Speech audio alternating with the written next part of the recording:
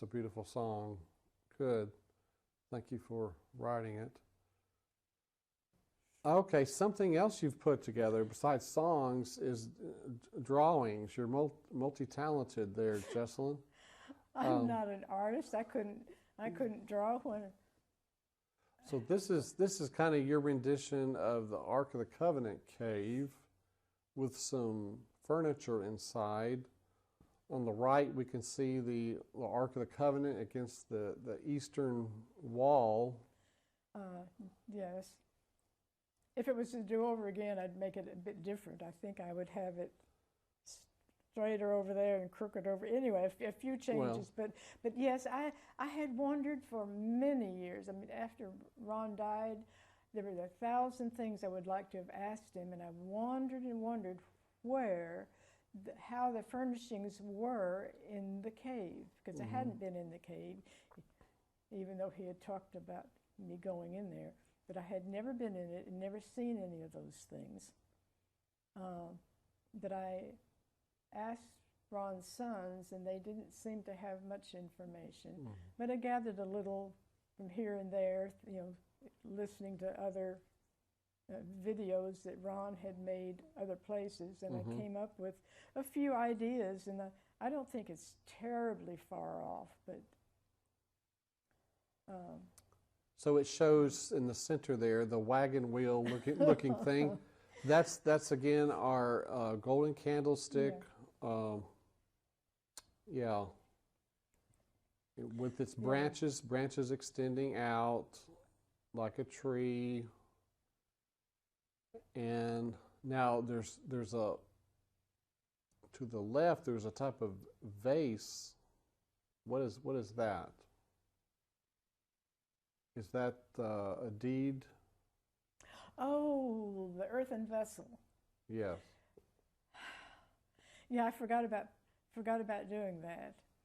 I was really surprised one day at work when Ron made this statement that he found the deed of Jeremiah.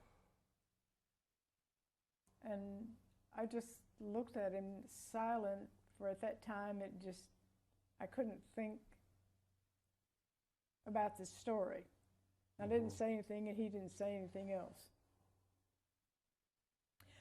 And then later I was looking through my Bible, and I happened to run across that story in Jeremiah about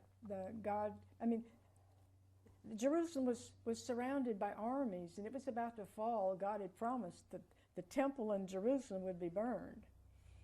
And Jeremiah was a prisoner and barely living with what was going on.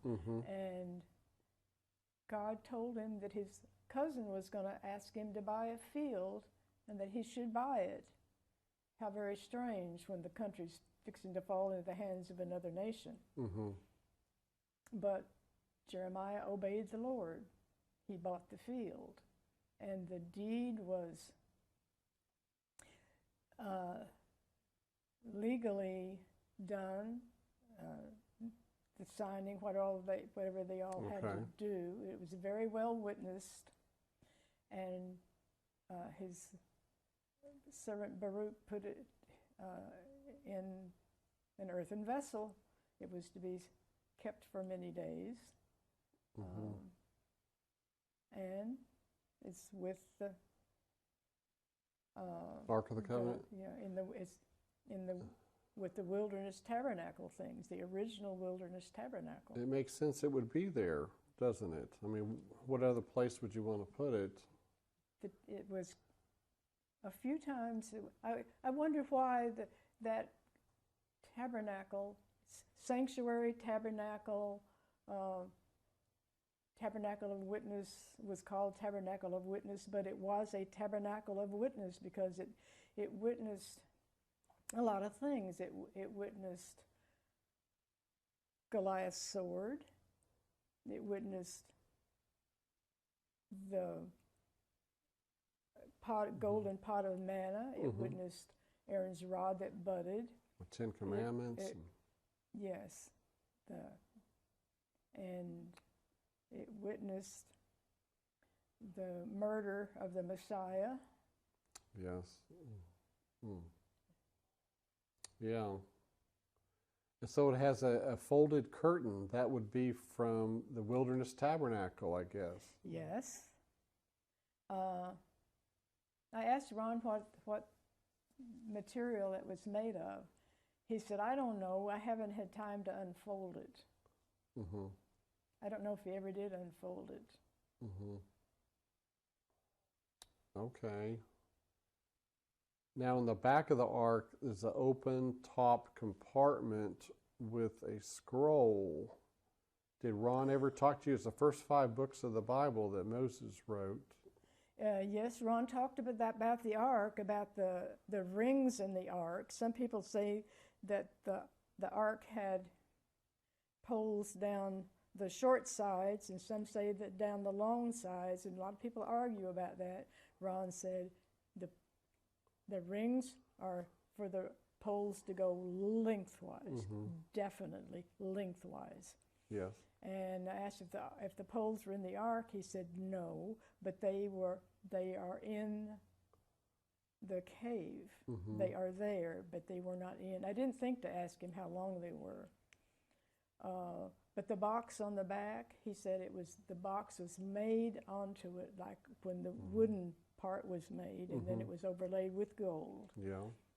And that Moses' book, the book of the law, was in there. And he said he evidently took it out and looked at it because he said he couldn't read it. And it was difficult to tell just how much was there. He thought it was Genesis, Exodus, Leviticus, Numbers, and Deuteronomy. But then he wondered a bit about that, but whether Deuteronomy was really there. But Deuteronomy is there. He wanted to have it. He wanted to have it investigated, have it checked out. But I don't think he ever got to. He never mentioned it. And there's no photographs from that. No. Yeah. Okay. Now, the Ark of the Covenant, the back of it is against the eastern wall. Ron had thought that in the time of Moses, Solomon, the back of the ark was against the northern wall. The priest would face north. Yes.